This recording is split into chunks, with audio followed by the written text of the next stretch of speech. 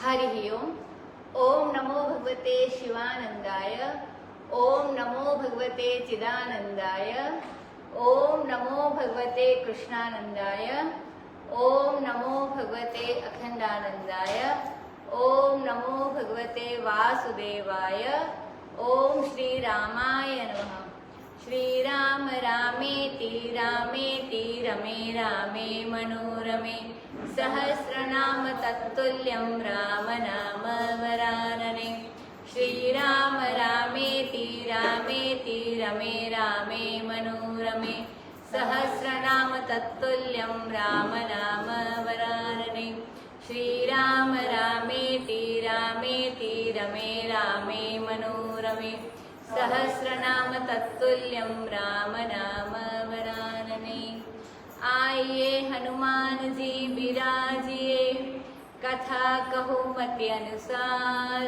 प्रेम सहित गादी धरू, पधारिए पवन कुमार सियावर रामचंद्र की जय। पवन सुत हनुमान की जय। रामचरितमानस स्वामी श्री अखंडानंद जी महाराज के प्रवचनों पर आधारित पुस्तक बालकांड।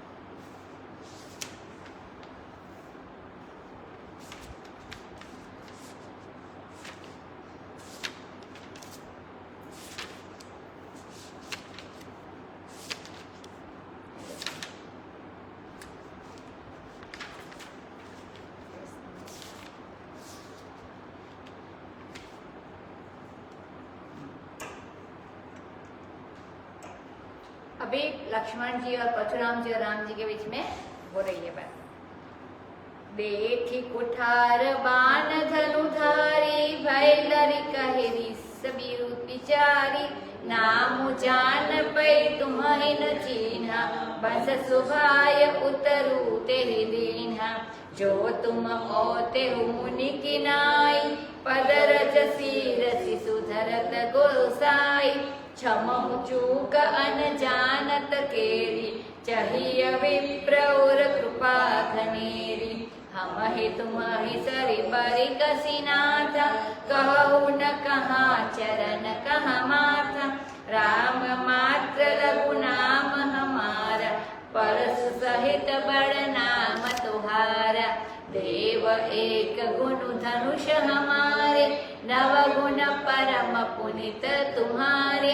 सब प्रकार हम तुम सनहारे, क्षमहु विप्र अपराध हमारे। बार बार मुनि विप्रवर, कहा राम सन राम। बोले भृगुपति सरस हसी, तहु बंधु सम बाम सियावर रामचंद्र की जय। देखी कुठार बाण धनुधारी।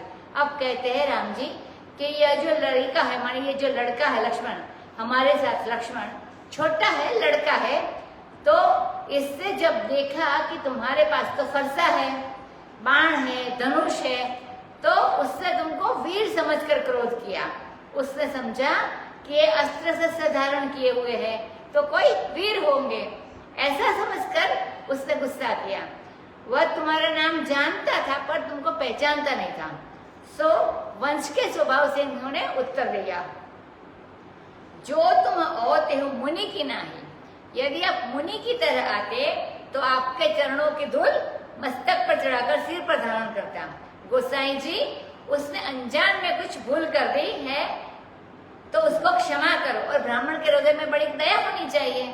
भला हमारी और तुम्हारी क्या बराबरी है?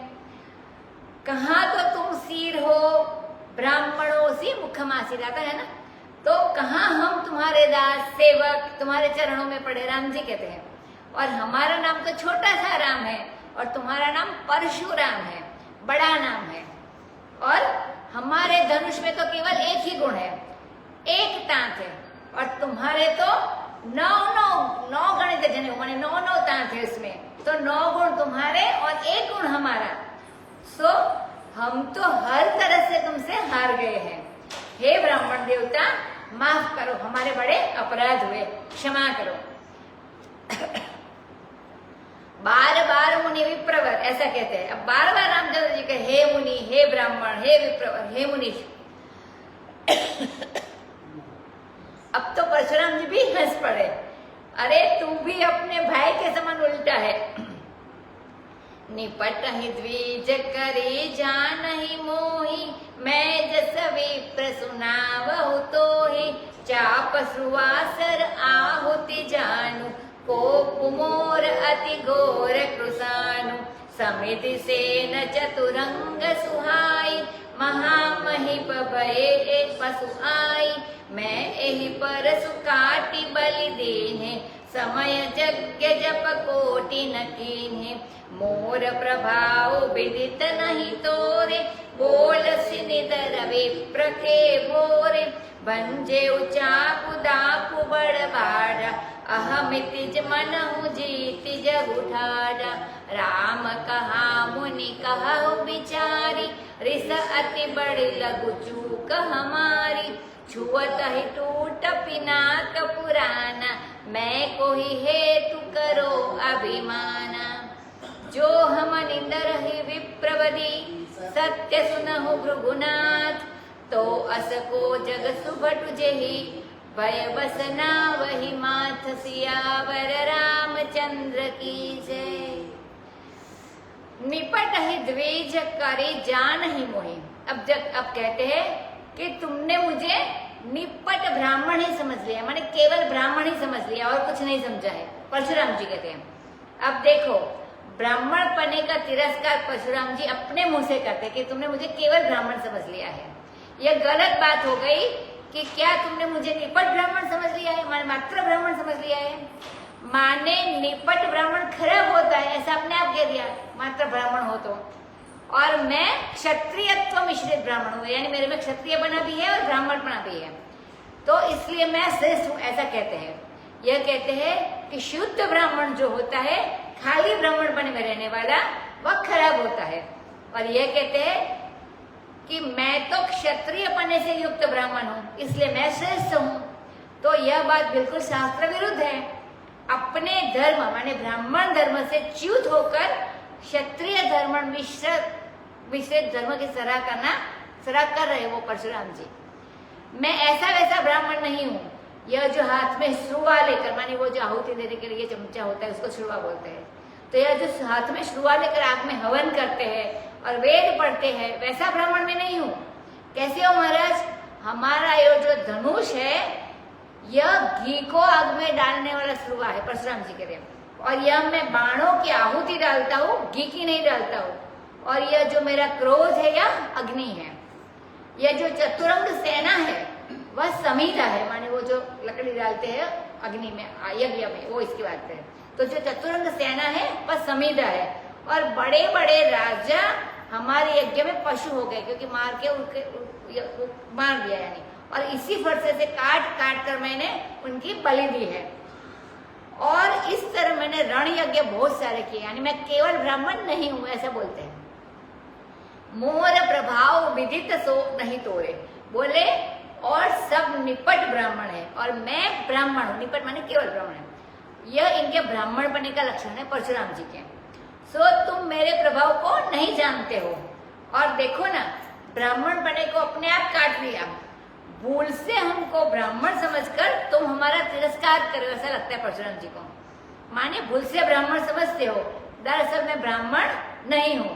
इसका मतलब तो यही हुआ ना, तुमने शंकर जी का धनुष तोड़ दिया, इससे तुम्हारा दर्प बढ़ गया, मैंने तुम्हारा अभिमान बढ़ गया है और ऐसा अहंकार हो गया है कि मानो सारा जगत जीत कर खड़े हुए हो मेरे सामने। अब राम कहा मुनि कहा हो विचारी। अब रामचंद्र जी ने कहा कि हे मुनि, जरा विचार कर बात करो। साफ कह दिया कि आप बिना विचार करके बोलो, क्योंकि बोला विचार करके बोलो, तो आप बिना विचार बोलते हो, ऐसा बोल दिया।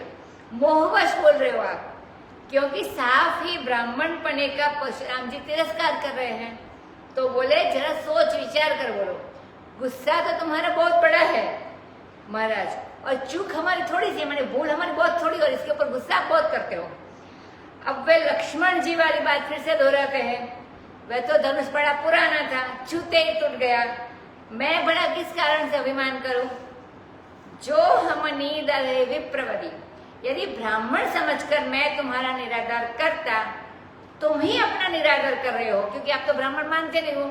तो सत्य सुनो भृगुनाथ, यदि मैं तुम्हारे ब्राह्मण पने का निरादर करके, जैसे तुमने अपने को बताया कि मैं क्षत्रिय से लिखा हूं, निपट ब्राह्मण नहीं हूं, मैं केवल ब्राह्मण नहीं हूं, अगर सचमुच मैं तुमको क्षत्रिय मान लेता और वीर मान लेता, तो अस को जग सुभटु जे ही भय बस ना वही मात। अब तुम ब्राह्मण नहीं वीर बनकर सामने आए हो, तो हो जाने दो। ये भी ललकार रहे हैं। रामचंद्र जी भी बिल्कुल तैयार हो गए।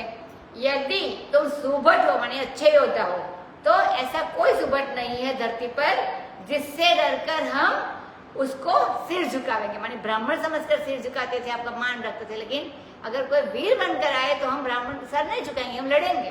तो ऐसा बोलते कि हाँ, सर नहीं झुकाएंगे। हम ब्राह्मण समझकर तुमको सिर झुकाते हैं और तुम कहते हो कि मैं निपट ब्राह्मण नहीं हूं, माने अकेला केवल ब्राह्मण नहीं हूं, कि तुम हमको ब्राह्मण समझते हो, ऐसा लगता है। तो क्षत्रिय हो तो आ जाओ।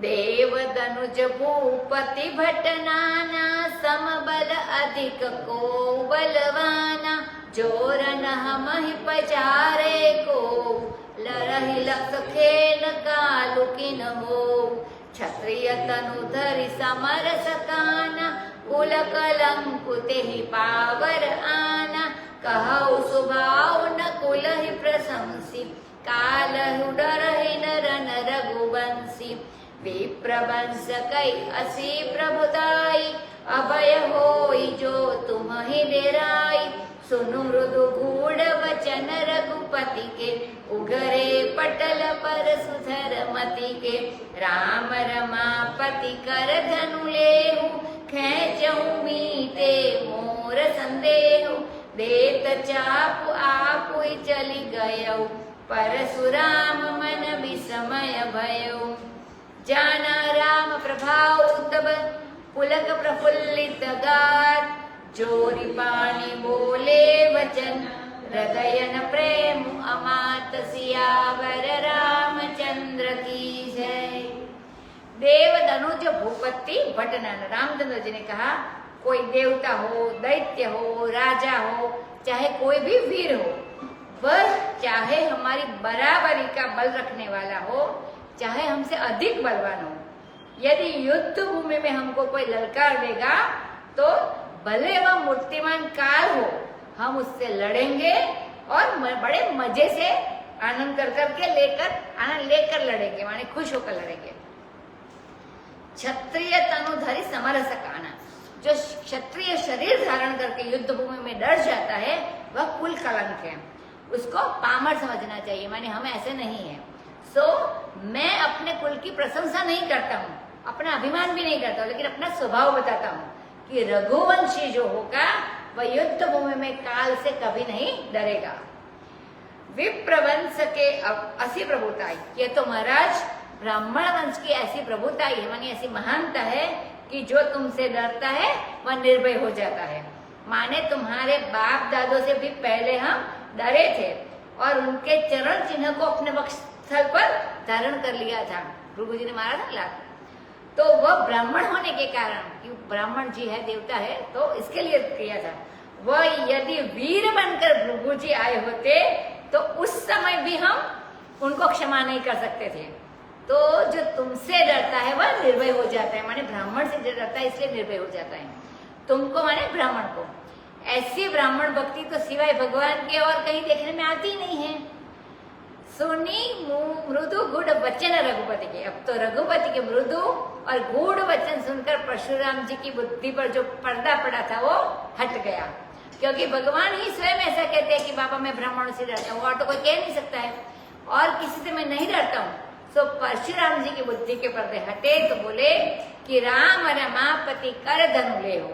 राम, यह देखो विष्णु भगवान का, रमापति का धनुष मैं लिए हुए हूँ, सो तुम इस पर ताक चढ़ा दो, इसको एक बार खींचो तो मेरा संदेह मिट जाएगा। थोड़ा संदेह तो है ही, तो जो धनुष उनकी ओर किया, राम जी की ओर, सो धनुष तो अपने आप ही परशुराम जी के हाथ से निकल कर रामचंद्र के हाथ में चला गया। खुद का था ना, राम भगवान विष्णु का भगवान ही है, तो अपना था तो अपने पास आ गया। वह विष्णु का धनुष तो पहचानता था कि विष्णु के हाथ में भी कुछ चुंबक है ना, तो वही चुंबक राम जी के हाथ में भी था, तो जट धनुष खींच गया उनकी और राम जी की ओर। अब तो परशुराम जी के मन में बड़ा आश्चर्य हुआ, पहचान गए कि शिव जी के धनुष को और कौन तोड़ सकता है, सिवाय विष्णु के और कौन तोड़ सकता है। और यह धनुष चला गया विष्णु के हाथ में, तो ये साक्षात नारायण है, ऐसा परशुराम जी को पता चल गया। अब राम का प्रभाव उनको अब पता चला, अब मालूम पड़ा। पुलकावली से शरीर प्रफुल्लित हो गया। संस्कृत में यह गात्र शब्द है, शरीर के लिए उसका गात हो जाता है। और हाथ जोड़कर वचन बोले, उनके हृदय में जो लोग अमात नहीं जानते वे समात कर देते। एक्चुअली अमात शब्द है, अमान माने अट जाना। इस वर्तन में यह चीज ही नहीं हमारी, मानी बड़ी है, तो जैसे हृदय में भी बहुत खुशी होती है तो समा नहीं जाती, ऐसे तो वो माने नहीं अट रही है, ज्यादा है इसलिए नहीं अट रही है। तो इतना प्रेम बढ़ा कि उनके हृदय में अमाता नहीं, ऐसा बोलते हैं। माने अटता नहीं है, समाना दूसरी चीज है और अमाना दूसरी चीज है। जय रघुवंश बन जवन भानु, गहन तनुज कुल दहन कृसानु, जय सुर विप्र धेनु हितकारी, जय मद मोह कोह ब्रह्महारी, विनयशील करुणा गुण सागर, जयति बचन रचना अति नागर, सेवक सुखद सुभग सब अंग, जय शरीर छवि कोटि अनंग, करो काह मुख एक प्रशंसा, जय महेश मन मानस हंस, अनुचित बहुत कहेउ अज्ञाता, क्षमहु क्षमा मंदिर दो भ्राता, कही जय जय रघुकुल केतु, कही जय जय जय रघुकुल केतु, भृगुपति गए बनहि तप हेतु, अपभय कुटिल मही पडराने, जहाँ तहाँ कायर गवहि पराने, देवन दिन्हि दुंदुभि प्रभु, पर बरसहि फूल, हर्षे पुर नर नारी सब, मिटी मोहमय सूल, सियावर रामचंद्र की जय। जय रघुवंश बनज बन भानु। अब तो परशुराम की स्तुति करने लगे रघुवंश की। आप रघुवंश रूप कमल वन के आप सूर्य है, माने जैसे सूर्य के उदय से कमल का वन खिल जाता है, माने कमल के सारे पुष्प खिल जाते हैं, वैसे आपके जन्म से रघुवंश रूप कमल का जो वन है वह खिल गया। और दैत्यवंश का तो बड़ा भारी जंगल है, बिहड़ जंगल है, तो उसको जलाने के लिए आप अग्नि स्वरूप है, माने आप इसको मारने के लिए आए हो। आप सूर विप्र धेनु माने देवता ब्राह्मण और गाय के हितकारी है। आपकी जय हो जय हो। मद मोह क्रोध और भ्रम को मिटाने वाले प्रभु आप ही हो, आपकी जय हो। विनय शील करुण गुणों के आप समुद्र हैं और वचन रचना में अत्यंत नागर है। जैसे कोई शहर का आदमी बहुत चतुर वचन की रचना करता है, नागरों की वचन रचना जुदा होती है, अपने शहर में रहने वालों की और देहाती लोगों की भी अलग होती है। तो नागरों की वचन रचना जुदा होती है और देहातियों की जुदा होती है। यह तो जैसे हीरे को तराशने वाले बड़े कायदे से तराशते हैं, वैसे शहर वाले ऐसी वचन रचना करते हैं जैसे हीरे को तराश ले, माने अच्छे से करते हैं, निपुण होकर करते हैं। और गांव के लोग तो जैसे लोहार हथौड़ा लेकर लोहे को पिटता है वैसे ही पिटते हैं, महाराज नहीं वैसे बोलते हैं, साफ साफ बोलते हैं, ऐसे बिना से नहीं बोलते वो लोग। तो ये रामचंद्र धीरे धीरे काटने वाले हैं और लक्ष्मण जी तो हथौड़ा ही मारते हैं सीधे सीधे, और ये धीरे धीरे हीरे की तरह काटते हैं राम जी। वेद जिनकी वाणी है, श्रुति स्मृति पुराण जिनकी आज्ञा है, उनके समान वचन रचना में अति नागर कौन हो, ऐसा परशुराम जी बोलते हैं। सेवक को सुख देने वाले हैं और सारे अंग बड़े सुभग माने सुंदर है, अच्छे है। और शरीर की जो छवि है वह कोटि कोटि अनंग माने कामदेव के समान है, माने करोड़ों कामदेव के समान आपकी शोभा है। आपकी जय हो जय हो। एक मुख से मैं आपकी क्या प्रशंसा करूं। आप शंकर जी के मन रूपी मानस स्वरूप में, मानस सरोवर में तैरने वाले हंस है, क्योंकि शंकर जी के मान सरोवर के हुई है ना मानस, इसलिए आपकी जय हो।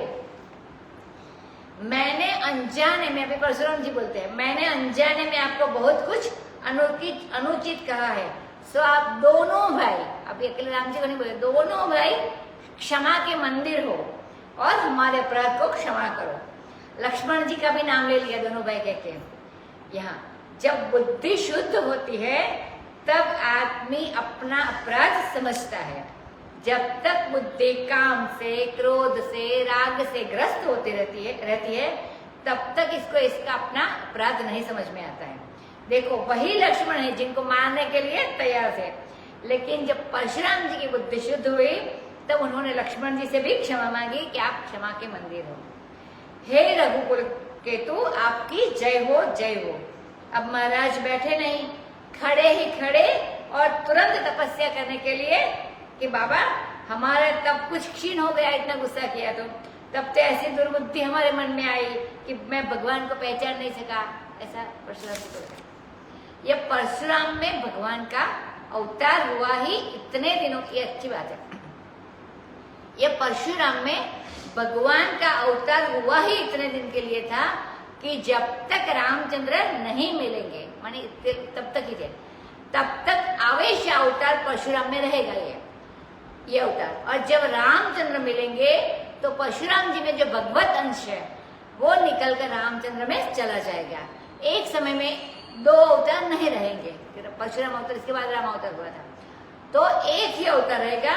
तो अब ये भगवान नहीं, अब ये आवेश अवतार नहीं रहे, अब तो ये तपस्या हो गया, आपका भगवत अंश राम जी में चला गया, तो अब ये तपस्या रह गए, इसलिए वन में तप करने के लिए चले गए। अब भय कुटिल मही पड़े राणे, अब तो जितने राजा थे वे अपने ही डर से डर गए। आप भाई माने जहाँ झूठ मालूम पड़े कि वह भूत आ रहा है हमको डराने के लिए और हमको वह मार डालेगा, तो ये राजा लोग बिना किसी कारण के डर रहे थे। जैसे कौवा डरे हंस से कि हमारा मांस छीन लेगा, इसी प्रकार जिनके मन में राग द्वेष भरा होता है वह महात्मा से भी डरता है। ये परशुराम जी महात्मा ही थे। अब ये जितने कायर थे सो सब जहां तहां चुपचाप गवही माने गौ से माने बिना बताए चुपचाप, जैसे चोर घर में आता है तो कैसे दबे पाँव आता है, तो वैसे ही चुपचाप पाँव की आवाज न आए वैसे, तो ऐसे चुपचाप सबके सब भाग गए। जनक जी से विदा भी नहीं ली, आपस में प्रणाम नमस्कार भी नहीं किया, चुपचाप कर उठाकर चलते बने। अब तो देवताओं ने धुंधु भी बजाई और प्रभु पर पुष्पों की वर्षा की प्रारंभ की। पूर्व के नगर के सारे नर नारी हर्षित हुए और ये जो मोह का शूल था मानी वो दुख था वो चला गया। इतने में इसलिए असल में कोई डर नहीं था, वो शूल था, डर तो कोई आया ही नहीं था। जहाँ राम भगवान है, जहाँ लक्ष्मण है, वहाँ दुख कहेगा। संपूर्ण दुखों को मिटाने वाले तो वही है, लेकिन मनुष्य अपने मन की कमजोरी से ही डरता है। ये त्रिशूल क्या है? मोह का ही त्रिशूल है, सो वह तुरंत मिट गया। अब तो अति गह गहे बाजने बाजे, सब ही मनोहर मंगल साजे। जूथ जूथ मिल सुमुखी सुनयनी, करहि गान कल कोकिल बयनी। सुख विदेह कर बरनी न जाई, जन्म दरिद्र मनहु निधि पाई। विगत त्रास भई सिय सुखारी, जनु बदुदय चकोर कुमारी। जनक कीन कौशिक ही प्रणाम, प्रभु प्रसाद धनु भंजेउ राम। मोहि कृत कृत्य कीन दो भाई, अब जो उचित सो कहिय गोसाई। कह मुनि सुनु नर नाथ प्रवीण, रहा विबाहु चाप अधीन। टूटत ही धनु भयउ विबाहु, सुर नर नाग विदित सब काहू। तदपि जाई तुम करऊ अब, जथा वंश व्यवहारू। बूझी विप्र कुल वृद्ध गुर, वेद विदित आचारु। सियावर रामचंद्र की जय। अब बड़े आनंद से गह गहे माने जोर जोर से बाजे बजने लगे और सब प्रकार की मनोहर मंगलमयी सज्जा कर दी गई। सब सुनयनी मानी यो लिखा है, जूथ जूथ मिली सुमुखी सुनयनी, सारे इकट्ठा हो गए। सुना ही नहीं, इसको बोलते कि जिन्होंने रामचंद्र जी का रूप देखा। और सुमुखी वे है जो रामचंद्र जी का गुणगान करती है, रामचंद्र जी के बारे में गाती है। सो झुंड की झुंड मिलाकर कोकिल के समान मीठी उनकी वाणी है और बड़ा मधुर गान कर रही है। राजा जनक को जो सुख हुआ उसका तो वर्णन ही नहीं किया जा सकता। विदेह राजा ब्रह्म ज्ञान में रत है। ब्रह्मानंद की प्राप्ति तो उन्हें सदा है, विदेह तो, परंतु ब्रह्मानंद का शांत ब्रह्मानंद है। असल में आनंद जो है वह समृद्धि में भी है और शांति में भी है। जो विषयी लोग होते हैं उनके घर में बेटा हो, ब्याह हो, शत्रु पराजय हो, माने समृद्धि में उनको आनंद मिलता है। और जो महात्मा लोग होते हैं वे आंख बंद करके बैठे तो उनकी वृत्ति शांत हो जाए तब उनको आनंद आता है।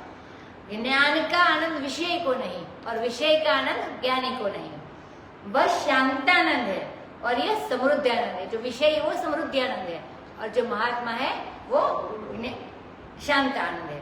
दोनों का आनंद है लेकिन जुदा जुदा है। लेकिन जब धनुष तोड़ दिया रामचंद्र जी ने तो क्या हुआ कि जड़ता का धनुष टूट गया। पहले भी आया था, माने जड़ नाम की कोई चीज है सृष्टि में, यह भ्रांति उनकी बिल्कुल टूट गई, भ्रष्ट गई, मिथ हो गई। तो अब उनके लिए शांति का आनंद और समृद्धि का आनंद एक हो गया। दोनों जो आंख खोलने पर विषय में दिखता है सो ही आंख बंद करके समाधि में भी दिखता है, और जो समाधि में दिखता है वही उनके व्यवहार में दिखता है। तो मानो अब तक इनको संसार में क्या आनंद है वो मालूम नहीं था, विदेह है ना वो तो, लेकिन आज इनको वह खजाना भी मिल गया जिसने समाधि और विक्षेप दोनों को आनंद बना दिया। अब सीता जी को भी कोई त्रास भय नहीं रहा। जैसे चंद्रमा का उदय हो और उदय हो जाने पर चकोर की कुमारी आनंदित हो जाती है, वैसे वे आनंदित हुई। अब जनक जी ने यह मंगल होने पर विश्वामित्र जी को, कौशिक जी को प्रणाम किया और बोले कि आपकी कृपा से रामचंद्र जी ने धनुष का भंग किया है। कहने का अभिप्राय यह है कि पहले तो जब धनुष तोड़ने वाले थे रामचंद्र, तो उस समय भी उनके मन में आया था कि ये तो राम सुकुमार है, कुमार है, ये क्या धनुष तोड़ेंगे, मतलब आपकी कृपा से ही तोड़ेंगे, यह बचपना कर रहे हैं। लेकिन जब तोड़ दिया तब ख्याल हुआ कि विश्वामित्र जी की कृपा से हुआ। लेकिन जब परशुराम जी आ गए बीच में तब उनके मन में फिर से शंका हो गई कि यदि विश्वामित्र जी कृपा से करते तो ये बीच में विघ्न क्यों आता। तो फिर जब विघ्न दूर हो गया तो फिर से कहते हैं कि हाँ ठीक है, आपकी कृपा से रामचंद्र जी ने धनुष भंग किया है, नहीं तो यह विघ्न भला कैसे दूर होता। तो माने गुरु जी की कृपा तो है। मुझे दोनों भाइयों ने कृतकृत्य कर दिया, अब जो उचित हो सो स्वामी बताओ, जनक जी कहते हैं। तो मुनि ने कहा, हे नरनाथ सुनो, तुम तो बड़े प्रवीण हो, ब्याह तो धनुष के अधीन था ना, तो अब तो धनुष टूट गया और अब विवाह हो गया, समझो। यह बात तो सूर नर नाग सबको मालूम है, फिर भी कुल गुरुओं से पूछकर जो वेदोक्त आचरण है उसको करना चाहिए, माने धर्म की रीति से विवाह करना चाहिए। यह नहीं कि एक लौकिक शर्त पूरी हुई तो शर्त पूरी कर देने से विवाह मान लिया जाए। उसके लिए जानकी राम का परस्पर प्रेम होने पर भी दुनियादारी की जो शर्त है वह पूरी हो जाने पर भी वेदोक्त आचरण है।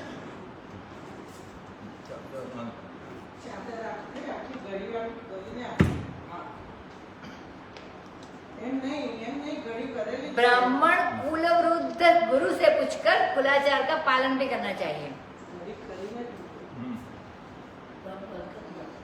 227 नंबर का चौथा। दूत अवधपुर पठवहु जाई, आनहि नृप दशरथ ही बोलाई। मुदित राव कई भले ही कृपाला, पठये दूत बोलिते ही काला। बहुरी महाजन सकल बोलाए, आई सबन सादर सिर नाय। हाट बाट मंदिर सुरवासा, नगर संवार उचारि उपासा। हर्षि चले निज निज गृह आए, पुनि परिचारक बोली पठाए। रचहु विचित्र वितान बनाए, सिर धरि बचन चले सचुपाई। पठय बोले गुनी तीन नाना, जय बितान विधि कुशल सुजाना, बिदहि बंदे तिन कीन अरंबा, बिरचे कनक कदली के खंबा, हरित मनिन के पत्र फल, पदुम राग के फूल, रचना देख विचित्र अति, मनु विरंचि कर भूल, सियावर रामचंद्र की जय। अब दूत अवधपुर पठवई जाई। अभी उन्होंने कहा कि तुम तुरंत अयोध्या के लिए दूत भेज दो और वे राजा दशरथ को बुलाकर ले आवे। राजा जनक ने कहा कि कृपालु आपने बहुत बढ़िया बात कही और तुरंत दूत बुलाकर उन्होंने भेज दिया। इसके बाद जितने शिष्ट पुरुष थे नगर में, माने महाजन थे, उन सबको उन्होंने बुलाया। बड़े बड़े रईस जो शिष्ट पुरुष, उनको महाजन कहते हैं। तो महाजनों ये न गंतस्स पंथा, महान जन जिस पंथ से चलते हैं उसका नाम रास्ता होता है, माने वो जो रास्ते से चलते हैं वो अच्छा रास्ता होता है। सो आकर सबने प्रणाम किया और उन्होंने कहा कि देखो, हाट बाट मंदिर जहाँ देवता लोग रहते हैं, हाट माने बाजार, वह और सारा नगर इनको चारों ओर से सुसज्जित कर दो। अपने स्वरूप के अनुरूप स्वागत भी तो करना चाहिए। दशरथ जी आए तो, रामचंद्र जी आए तो, हर्षि चले निज गृह आए। अब तो सब लोग वहां से आनंदित होकर आए। क्या क्या काम है, अपने घर आए और बुला बुला के परिचारक माने जो सेवा करते हैं उन लोगों को उन्होंने भेज दिए। बोले कि भाई एक अनोखे विचित्र वृत्तांत की रचना करो, माने चंदरवा जो तंबू मंडप बांधते हैं उसको बोलते हैं, तो बड़ा बढ़िया वृत्तांत की रचना करो। अब तो कारीगरों को भी बड़ा आनंद आया और आदेश शिरोधार्य करके चल पड़े काम करने के लिए। अब उन्होंने बड़े बड़े गुणियों को बुला भेजा वहां, जो कि चंदोवर तानने में और तंबू लगाने में बड़े कुशल हो, उन लोगों को बुलाया। उन्होंने विधाता की वंदना की, फिर कार्य का आरंभ किया। और कनक कदली के खंभे, कदली माने केला और कनक माने सोना, माने केले के खंभे नहीं लगाए। वैसे पवित्र जगह जो हम भी लगाते केले का, लेकिन केले के खंभे नहीं, सोने के खंभे केले के आकार में लगाए, बनवाए। हरति मणि न के पत्र फल, हरित मणि, पन्ना जो होता है वो हरा होता है, तो हरित मणि माने पन्ना के पत्ते बनाए और पद्मराग मणि के फल बनाए, फल और फूल बनाए। सोने के खंभे, पीले पीले सोने के, तो हरे पत्ते पन्ना के और पद्मराग के फूल मान लाल मणि के फूल, तो केले का फूल लाल होता है, आपने देखा है, मैंने तो देखा है, और पत्ते और फल हरे होते हैं और फूल इसका लाल होता है। हरे मणि के पत्ते, फल और लाल मणि के फूल बनाए। ये विचित्र अनोखी रचना देखकर ब्रह्मा जी का मन भी भूल गया। क्यों? कि उसकी भीतर की रचना भी केले से लिखी थी। ब्रह्मा जी ने कहा कि बाबा यह सच्चा केला है, जैसा मैंने केला बनाया है वैसा ही है। तो ब्रह्मा का मन भी भूल गया, माने वे भी उसको सच्चा केला समझने लगे। इतना बढ़िया सोने का और रत्नों का बनाया है। राजा जनक ने दूतों को भेज दिया अयोध्या और नगर की सजावट के लिए आज्ञा दे दी और मंडप का निर्माण प्रारंभ हो गया। जब मंडप बनाते हैं तो 16 खंभों का मंडप बनाते हैं। इसमें जो खंभे लगते हैं उसको इन लोगों ने केला की शक्ल का बनाया। वह केला जो बनाया वह हरित मणि के तो पत्ते पहले भी आ गया, और फल बनाए पद्मराग, मतलब हरित पत्ते से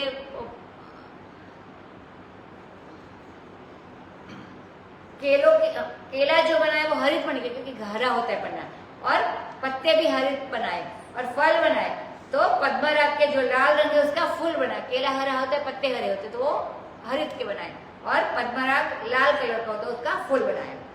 ऐसी विचित्र रचना की कि उसको देखकर ब्रह्मा जी का मन भी भूल गया कि मैंने कब बनाया था ऐसा। तो ऐसा सच्चा केला मणियों का। आगे मंडप का निर्माण जैसे हुआ इसकी वर्णन करते हैं। बेनु हरित मणिमय सब कीन्हे, सरल सपरब परहि नहीं चीन्हे, कलक कलित अहि बेली बनाई, लखी नहीं परई सपरन सुहाई, तेहि के रचित बाजी बांध बनाए, बीच बीच मुक्ता दाम सुहाए, मानिक मरकत कुलिस पिरोजा, चिरी कोरी पचि रचे सरोजा, किए भृंग बहुरंग विहंग गुंजहि पूजहि पवन प्रसंग सुर प्रतिमा खंबन गड़ी काड़ी मंगल द्रव्य लिए सबटाड़ी चौके भांति अनेक पुराई सिंदूर मणिमय सहज सुहाई सौरभ पल्लव सुभग सुठी किए नील मणि कोरी हेम बोर मरकत गवरी लसत पाटमय डोरी सियावर रामचंद्र की जय। अब हरे हरे बांस का मंडप जैसे हुए वैसे हरित मणि माने पन्ने के बांस बना दिए। वे बड़े सीधे सीधे थे और उसमें गांठ भी होती है, तो वो एक गांठ भी बनाई और देखकर वे पहचाने में भी नहीं आता था कि ये सच्चा ही लगता था। और उस पर एक नागबेली बनाई माने पान की लता, उसको नागबेली बोलते हैं, वह सोने की बनाई और उसमें पत्ते भी पीले बनाए। यह कलकतिया पान नहीं, मगैया पान जो होते हैं वो पीले पीले होते हैं। कलकत्ती पान हरा होता है और मगैया पान पीने वाला पान पीला होता है, ऐसा स्वामी जी ने लिखा, बनारसी पान। अब वह बांध जो कहीं कहीं बांधे हुए थे तो वो रस्सी से नहीं बांधे गए थे, उसी लता से बांधे थे जैसे वह लिपट गई हो। और उसमें ऐसी पच्ची कारी हुई थी। पच्ची मानी जोड़ना, जो पत्थर के होते हैं अच्छे अच्छे रंगीन पत्थर, उसको तोड़कर जो बनाते हैं डिजाइन, उसको पच्ची कारी कहते हैं। तो जैसे आजकल लोहे जोड़ते हैं ना, मसाला उसमें गरम गरम डाल के कि मालूम ही ना पड़े कि जोड़ कहाँ है, मानी कहाँ से जुड़ा है। तो रचना भी सुंदर और पच्ची कारी मानी कलर रंगीन पत्थर भी सुंदर, मणि माणिक भी सुंदर। तो बीच बीच में मुक्ता की लड़िया लटका दी। लड़िया मानी सैर जो गुजराती में बोलते हैं, तो पंक्ति बोलते हैं। तो मुक्ता मणि मानी मोती की पंक्तियां भी लटका दी और बड़े सुंदर सुंदर और माणिक मरकत माने पन्ना, हीरा और फिरोजा, ये जैसे 4 रंग के कमल होते हैं वैसे 4 प्रकार के रत्न लिए। ये लाल है, नीला है, सफेद है और पीला है। तो इनको लेकर इन्होंने 4 रंग के कमल उसी लता में बनाए, खिला दिए माने। तो लता तो है पान की माने पत्ते की, लेकिन उसी में ये कहीं कहीं कमल भी खिला दिए, क्योंकि कमल की लता बनावे तो उसमें पुरैन बनाने पड़ती। पुरैन माने इसके पत्ते भी बनाने पड़ते कमल के, परंतु विवाह के मंडप में पुरैन बनने का विधान नहीं है, तो कमल बनाने का विधान है। तो पत्ते वो बेल के बनाए और उसके फूल बनाए, इसलिए शास्त्रोक्त रीति से उन्होंने कमल बनाए और उसमें पत्ते बिछाए। रंग रंग के पक्षी और भौरे भी बना दिए। अब वे थे तो सब कृत्रिम और बनावटी, लेकिन हवा लगने पर भौरे भी गुंजर करते थे और पक्षी भी हवा लगने पर कलरव करते थे, चहकते थे। सूर प्रतिमा खंबन गड़ी काढ़ी, ऐसी खंभों में देवताओं की मूर्ति गढ़कर खड़ी कर दी कि सबके हाथ में मंगल द्रव्य है। किसी के हाथ में दही है, किसी के हाथ में कलश है, किसी के हाथ में फूल की माला है। अनेक प्रकार के चौके पुरवा दिए। चौके माने जो चौक रंगोली बनाते हैं सब दक्षिण में, वो पत्थर की बना के व्हाइट होती है, आटे से भी बनाते हैं चावल के, तो ऐसे। तो जैसे दक्षिण में चौका पुरने का रिवाज है, लेकिन दक्षिण में या तो आटे से बनाते हैं, या तो चावल से बनाते हैं, या तो संगे मरमर के पत्थर का चूरा से बनाते हैं, चूने से भी बनाते हैं कई लोग कहीं कहीं। लेकिन यहाँ तो गजमुक्ता के चूड़ों से सबके सब चौके पुरे। गजमुक्ता मानी, गजमुक्ता बहुत अच्छे मोती होते हैं, हाथी के मस्तक से निकाले गए मोती से बनता है। तो फिर सौरभ पल्लव सुभग सुधी, नीलम जो माणिक होता है, नीलम रत्न होता है, उसको छील छील कर आम के बड़े सुंदर पल्लव बनाए, वो छोटी छोटी कुप्पल होती वो बनाई। सोने का पीला पीला बोर बनाए, मानी आम्र की मंजरी बनाई।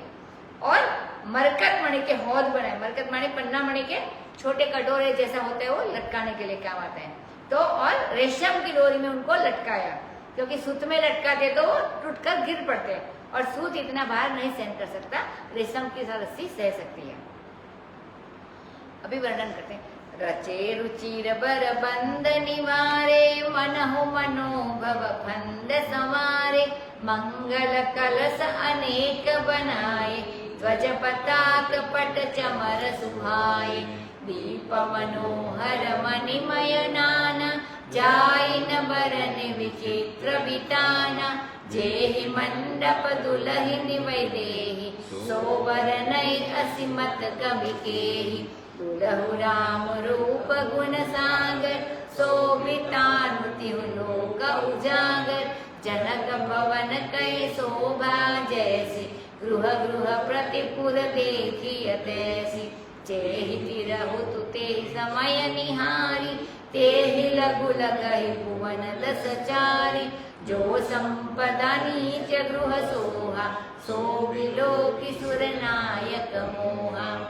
बसई नगर जेहि लच्छी करी, कपट नारी बर बेशु।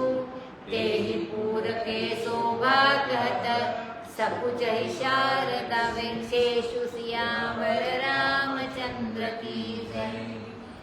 अब बड़े सुंदर रुचिर और श्रेष्ठ बंदनावार बना गए। बंदनावार मैंने झालर तोरण जो मंडप प्रवेश द्वार में लगाते हैं, इसको बोलते हैं।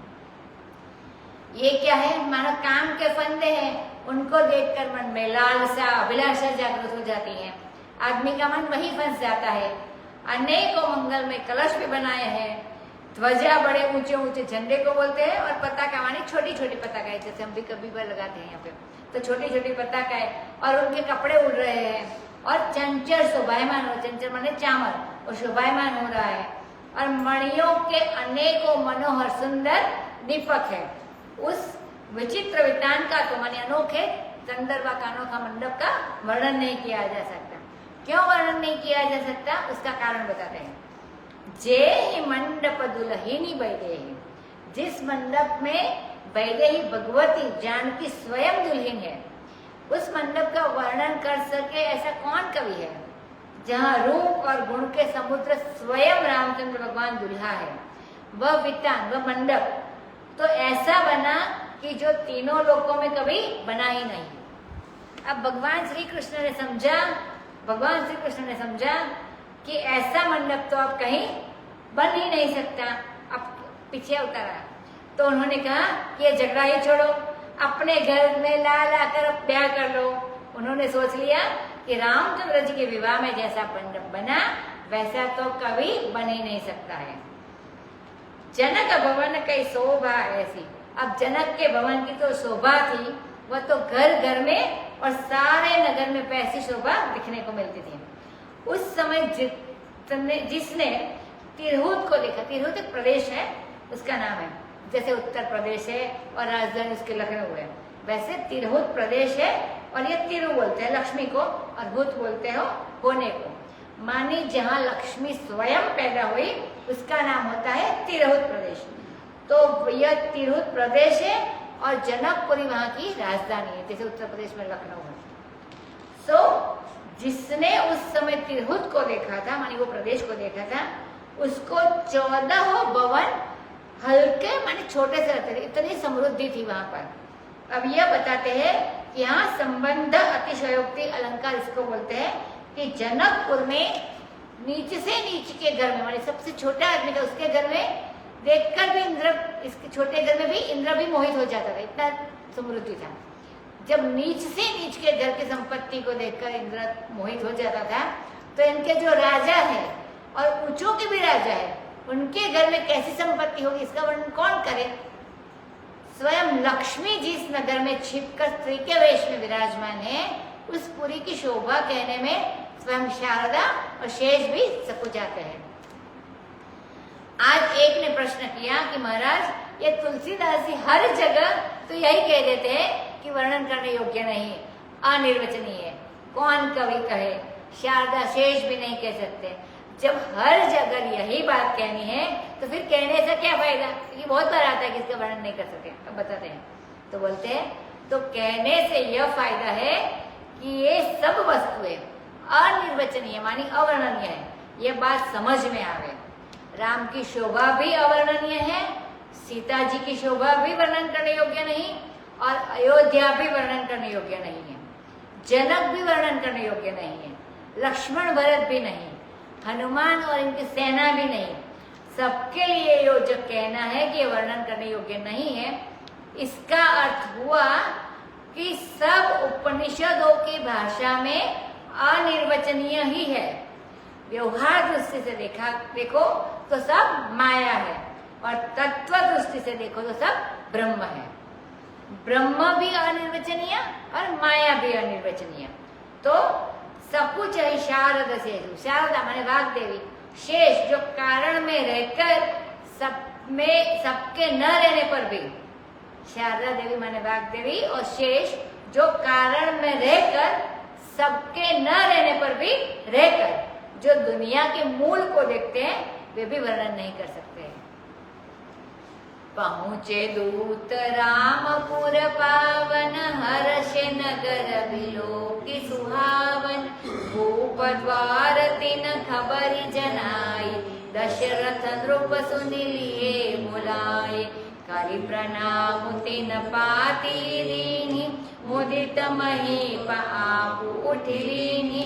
बारी विलोचन वांछत पाती, पुलक गात आई बरी छाती। राम लखन उर करबर चीठी, रही गए कहतन खाटी मीठी। पुनि धरि धीर पत्रिका बाची, हर्षि सभा बात सुनि साची। खेलत रहे तहाँ सुधि पाई, आए भरतु सहित हित भाई।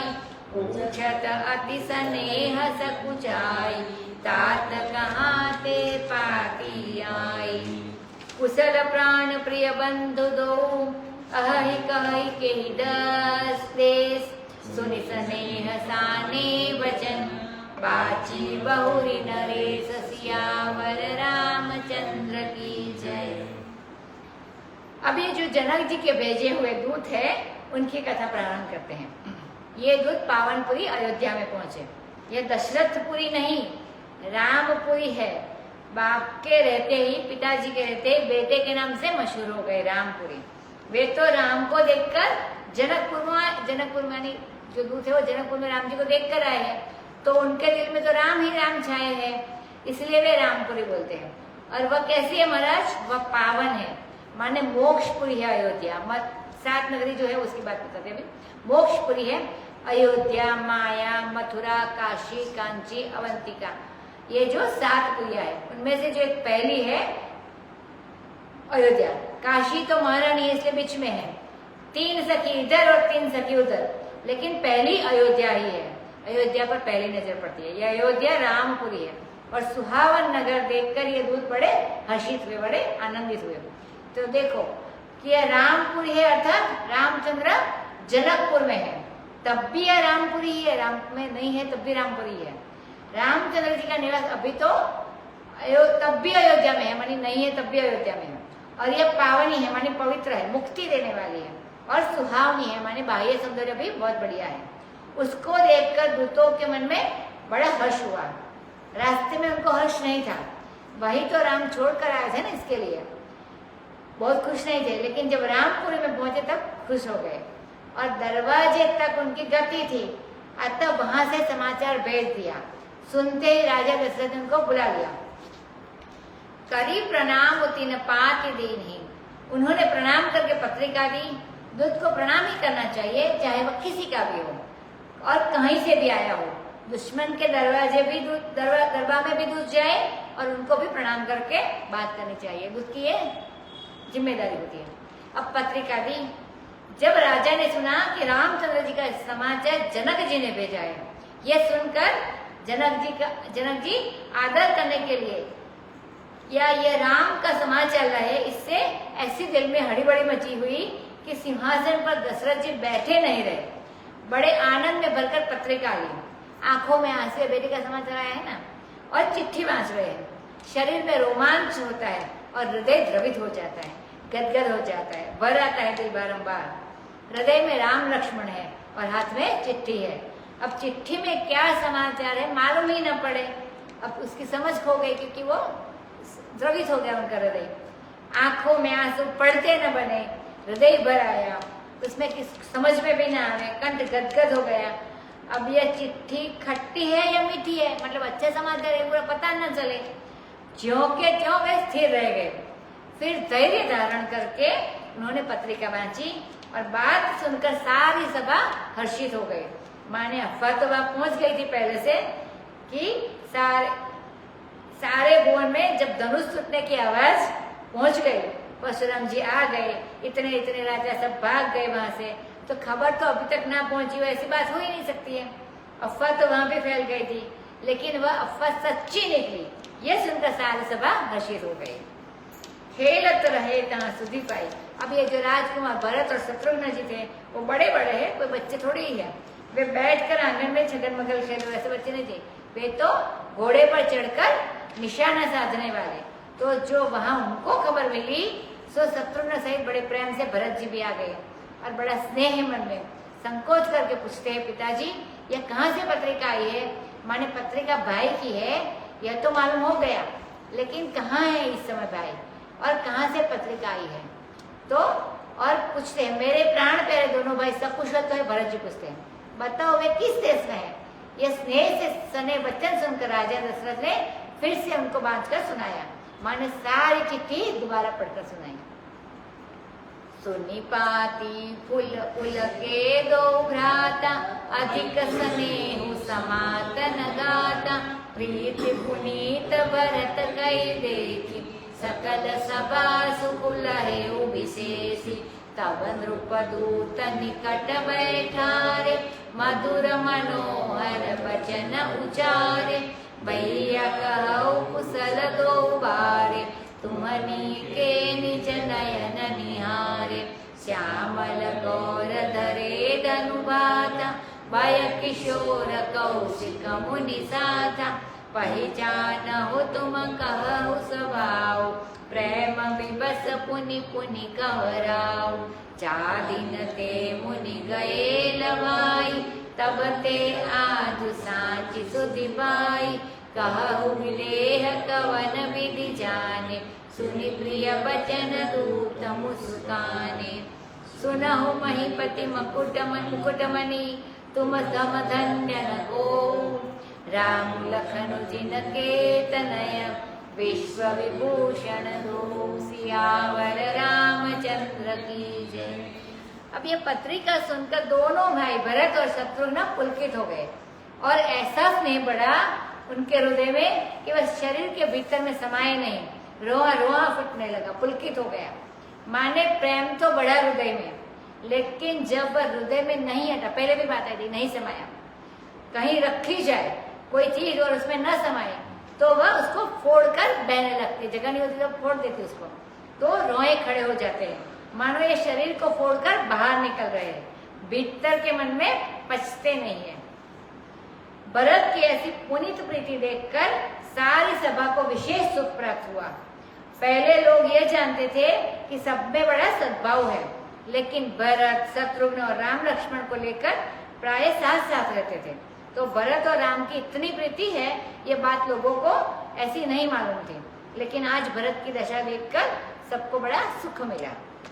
अब राजा थे, वे तो दूत, उनको जरा दूर और नीचे बैठाना चाहिए था, लेकिन उन्होंने झट अपने निकट बैठा लिया और बड़ा मधुर और मनोहर, सुनने में मधुर और अर्थ में भी मनोहर, ऐसा कि उसका मन फंस जाए और सुनने में भी मानिए अमृतवर्षी हो, ऐसे वचन दशरथ जी ने उच्चारण किए। बड़े आदर से, बड़े प्रेम से, जैसे अपने भाई को कोई संबोधन करता है, कहीं कहीं तो अपने बड़े भाई को ही भैया कहकर बुलाते हैं, छोटे भाई को भैया नहीं बोलते हैं।